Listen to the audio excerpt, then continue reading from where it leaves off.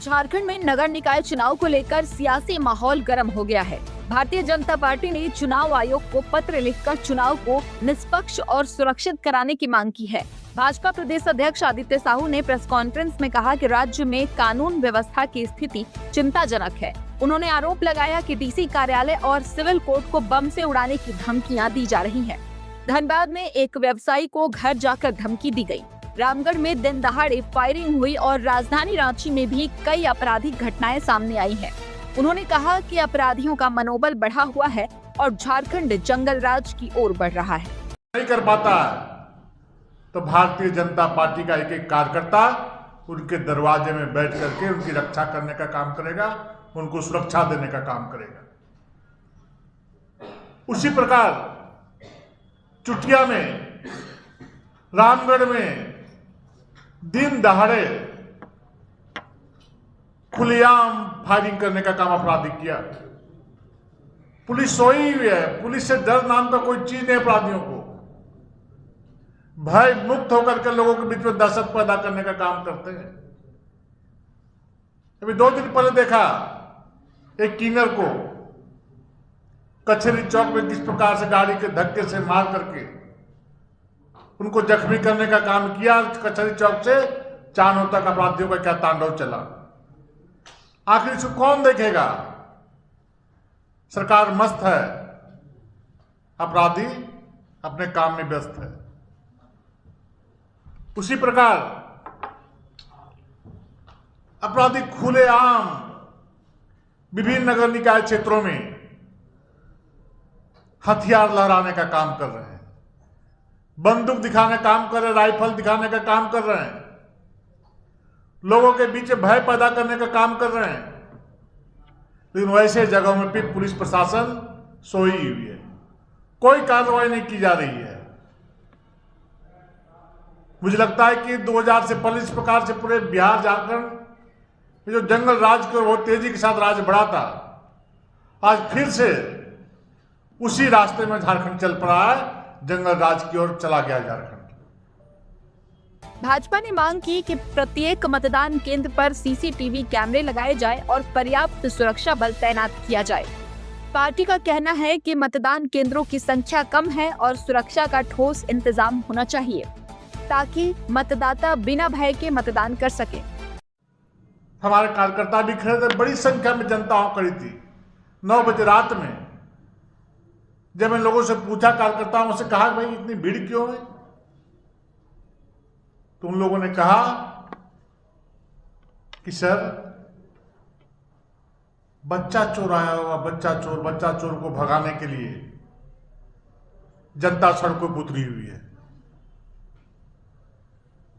अब बताइए, इस प्रकार का शहर के बीच में भय का माहौल, लोग रथ जगा कर रहे हैं बच्चे को सुरक्षित रखने के लिए। कौन दुनिया में झारखंड को लोगों ने लेकर चला गया? मैं अपने आंखों से रात में देख के आया हूं। 12 बजे रात घर लौटा हूं, 12:30 बजे। हजारों की संख्या में लोग वहां पर खड़े थे बच्चा चोर को पकड़ने के लिए। कि झारखंड जा कहां रहा है? कौन इसको देखा, कौन इसको संभालेगा? इसी दिन को देखने के लिए झारखंड राज्य अलग किया गया था। इसी दिन के देखने के लिए इन लोगों ने सरकार बनाई है। बहुत दुर्भाग्य है। आज हम लोगों ने चुनाव आयोग में जाकर के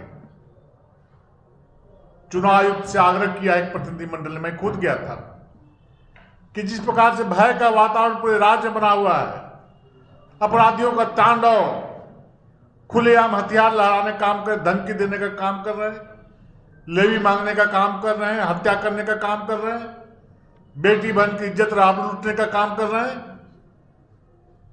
हमने चुनाव आयोग से कहा कि प्रत्येक मतदान केंद्र पर सीसीटीवी कैमरा लगाए जाएं